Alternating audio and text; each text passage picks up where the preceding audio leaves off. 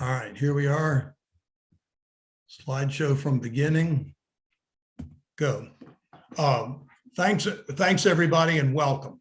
This is the fourth in our series of talks on a variety of genealogy topics. The people to whom this invitation was sent are some of the most knowledgeable people in the SAR about genealogy, and they include the staff, the genealogy committee, registrars, both chapter and state. We appreciate the work you do every day in helping to get our applications right and ready to go. Next, the Liberty Award recipients. You are the people that really make the organization hum. 65% of the applications last year were generated by the 208 people who were our Liberty Medal recipients at the last Congress. We're really proud of you. The meeting is being recorded. Everyone is on mute. Right now, the number of attendees look like they're 50. I'd like to comment on that. Looking back at the recordings and at the meetings we've had so far, looks like we normally get about 100 people online, at least by the time the meeting gets a little bit started and people remember what time it starts. But we have about 400 to 500 people that look at the recordings later, including sessions 1, 2, and 3. You can submit questions to me, email me, bob@bfish.org. You will get a reply. And in addition to asking questions, you'll have the opportunity to suggest future items that could come before us. I'd be glad to hear from you about any comments you have like that. I have an announcement to make. Maybe you've heard about it, maybe you haven't. The SAR has improved an enhanced Liberty Medal Award. This has been approved by the Medals and Awards Committee. The Genealogy Committee presented it, and the Executive Committee has confirmed it to have an enhanced Liberty Medal. Just like previously, when you get 10 new members sponsored over your lifetime, then you'll receive the bronze, what will be now called the Bronze Liberty Medal. As you get 10, as you get 20, 30, 40, and so forth up in tens, you'll receive a certificate and an oak leaf cluster. When you get to 100 new members sponsored, you'll receive the Silver Liberty Medal, and then oak leaf clusters to follow as well. And at 200, you receive the Gold Liberty Medal, 210 and beyond, certificate and oak leaf cluster. The questions that quickly comes up, well, I've already gotten 115. When do I get my silver medal? Well, if you got your 15 this past year, or the last decile of 10, then you'll get a Liberty Medal. The next, you'll get your Silver Liberty Medal right away. If you're stuck at 115 for about the last couple of years, the next time when you get to 120, you'll also get your Silver Liberty Medal.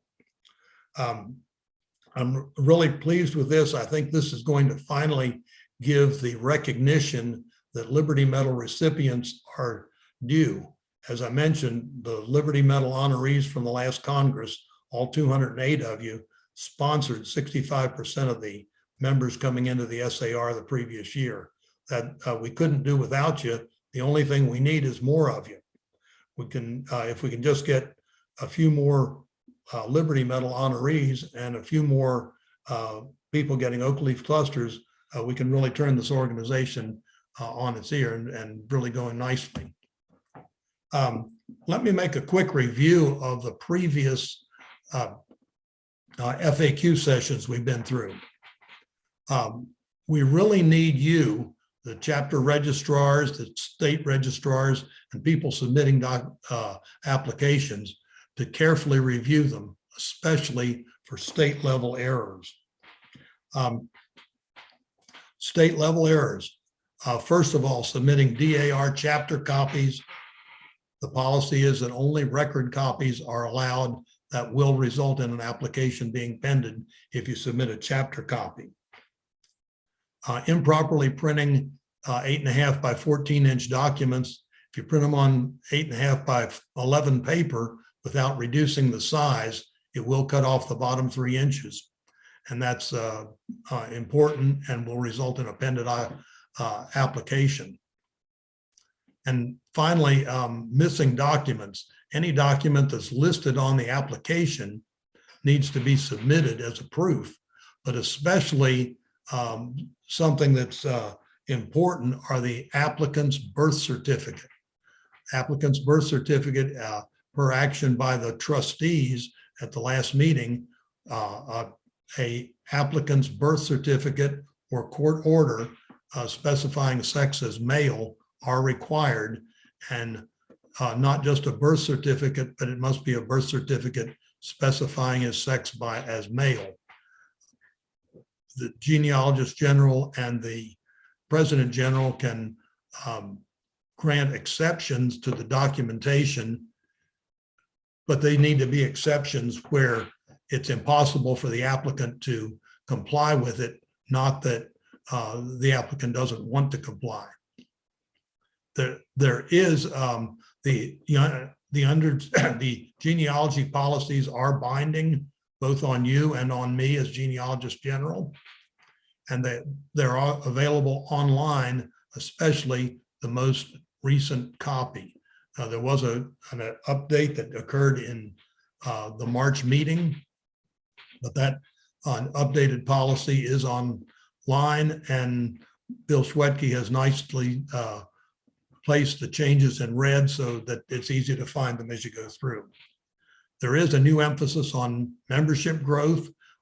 President General Wright and all of the general officers are committed to membership growth. We need to get you involved and help us work with this. I should comment that the previous FAQ sessions have been recorded as this one. They are on our website under genealogy resources, and you can find FAQs 1, 2, and 3 on there. So let's get started in talking about how the staff reviews applications.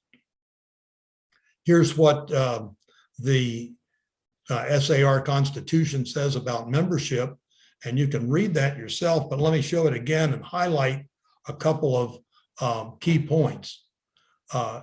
Any male shall be eligible for membership, being a citizen of good repute in the community, who has a descendant of an ancestor, that's checking your lineage, who at his last known service demonstrated loyalty to and rendered active service. And so I highlight all those words from our Constitution and saying it's working through that people are submitting applications, and that's what the application proves as we go through it. Here are the genealogy policies, the genealogy policy manual. It's only 28 pages and easily read through in about an hour. As you become accustomed to what's in the genealogy policies, you'll clearly recall them when you get in a situation that you have, especially one that requires you to look at it and look at exactly what you have in the proofs, so you make sure the application isn't pending. The SAR application is a compilation of facts, and I think that's basically put together in a way that prove the lineage of the applicant and the service of the patriot. And you consider how many facts are in an application, it just really becomes quite a number to look at. First, middle, and last name, day, month, and year of birth, birthplace, city, county, state, same for the spouse, 6 more for the marriage. That could be 36 facts, 36 individual facts per generation. And I like to look at them like this because it shows what we're really going through. Each proof is examined for relevance and admissibility. Relevance is whether it fits into the scheme that you have in your proof. Putting in the birth date and place of your uncle is probably not relevant to your application unless it's needed to prove relationship to another person through a proof analysis. But the proofs first must be relevant, and then second, they must be admissible. Admissible is whether the document is accepted as proof in under the SAR policies. And proofs that are not meeting the standards are bracketed, and they'll and bracketed ones will not be considered in whether or not the proof is made. So the data that's the way the staff reviews an application is to take the data that's accepted as proven and put a check mark beside it. And data that's not accepted and sources that are not accepted are bracketed, and there it shows the brackets. So the review is based on what remains. So reviewing an application is a logical review of 300 to 350 facts. And after reviewing one generation, the reviewer checks for the proof of child-to-parent relationship with the next higher generation. What constitutes proof? Well, the SAR, like most lineage organizations, use what's called the genealogical proof standard. It's a simple question: would a reasonable, unbiased person reviewing the facts presented accept the conclusion that the stated relationship exists? It's more strict than preponderance of evidence. Preponderance of evidence means simply that the proof supporting you outweighs the proof against that. And that's a 50-50 situation, and the genealogical proof standard requires more than that, but less strict than proof beyond a reasonable doubt. And so again, we say, would a reasonable, unbiased person accept the stated relationship? Of course, your definition of reasonable is to see it your way, and that's why they have to add unbiased person.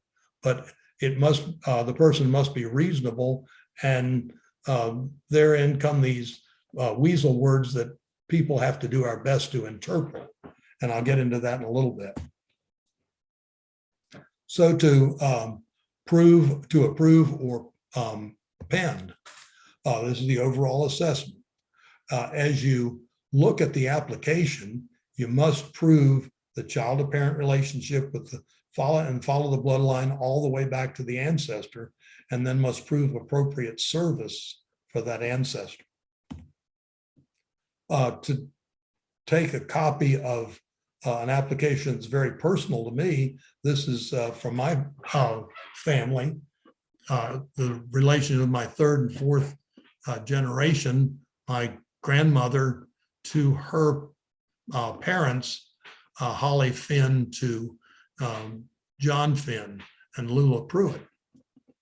As you look though at the check marks that I've put in red, you can see that there's quite a bit of work done. Thomas Albert Guardhouse, and I have those as would have to have a proof for all three names. Born 29 July 1883 in Newcastle, England. Now, as you look at each one of these, and I know this sounds real elementary going through it, but it needs to be said. The first part of evaluating it is to see which of the data that are represented in the application are actually proved. And then to ask the question, does the information available in the proofs prove, in this case, that Holly Emmeline Finn was the daughter of Lula Pruitt? See, since it goes up on the daughter relationship, you're looking to prove Lula Pruitt as the bloodline ancestor. Of course, I have presented proofs of both of them in the applications I've taken. Note that down here, however, we don't have a real good information about the place of marriage of Lula Pruitt and John Finn. And so I've left that blank. And again, this is information that we need to be cautious of as you fill out applications. If you don't have a proof for the information, you shouldn't put it on. If you don't know the person's middle name and just know the initial and have proof for that, that's all you should put on. And we need to be careful, excuse me, not to go putting in information that's not proven. Reminder, information that's on the bloodline is required. Information to prove the relationships on the bloodline are required. Information to prove the non-bloodline spouses is requested. And that's important. They also, the staff also requests, and then we've put in the policies that you should not put on information about non-bloodline spouses unless it's proven. You may know their names, but if you want to list them on your application, that needs to be proven. You can, I recommend that you use a genealogical proof argument, though, to prove indirect or unclear proofs. These are ones that wouldn't be obvious from vital records or things, issues like that. And especially if you're using an indirect proof like proving who his brother was, and that will lead you to the parents, or other indirect proofs that may not be really apparent from looking at the documents. Remember, as I'd said before, the genealogical proof argument, I believe you should look at as a great tool in your hand, because it gives you a chance to tell the story from your point of view. And if you tell the story from your point of view, then you're more likely to have the genealogist understand it. Finally, prove but don't overprove. And by that, I mean, you don't, if you have the 1850 census that shows the lineage and household that you're concerned with, you probably don't need the 1860, 70, and 80 census. There's a risk of overproving, because if you overprove, there may be discrepancies between the proofs that could unwind the facts that you're trying to present. So prove it, but don't overprove. A couple more reminders. When you submit your application, you should underline the key portion of the proof documents using a red pencil, and write the generations that are proven in the margin, again in the red pencil. And don't cite, and this is a special request from the staff, don't cite unproven information from DAR, CAR, or SAR applications. If certain information was bracketed on the DAR application, meaning it's not proven, you cannot use that in your application. So take the information and copy it over just what was actually proven on the application. Going back to a second about the bloodline spouse. The bloodline spouse is not required, but requested, but that information may be vital, especially to prove relationships. And also, just as a hint, if you're going ahead if you're planning to file a supplemental, proving it early on and having that proof in your pocket now gives you a extra leg up in writing your supplemental if that person now becomes a part of the bloodline. So next thing you have to do is get her done. You have here the essentials of doing it. It's just a matter of doing it right and getting it done. Let's ask the question, what do you do if you don't agree? If the SAR genealogist has pended an application and you don't agree with it, you have the right to appeal, and there's a system that works with that. It's part of the SAR bylaws. And I believe it's one of the strong portions of our review system. I will, in the next FAQ, about 2 months from now, I'll review the appeal system, how it works, and say that I think that's probably one of the most important parts of my job as genealogist general, is hearing those appeals, because they're the cases that were closest to the line, that the genealogist sees one or two facts one way and you see them the other, and I've got to make up my mind which is which. And so it does make the system fair for everybody. We'll get into that next time. So wrapping up,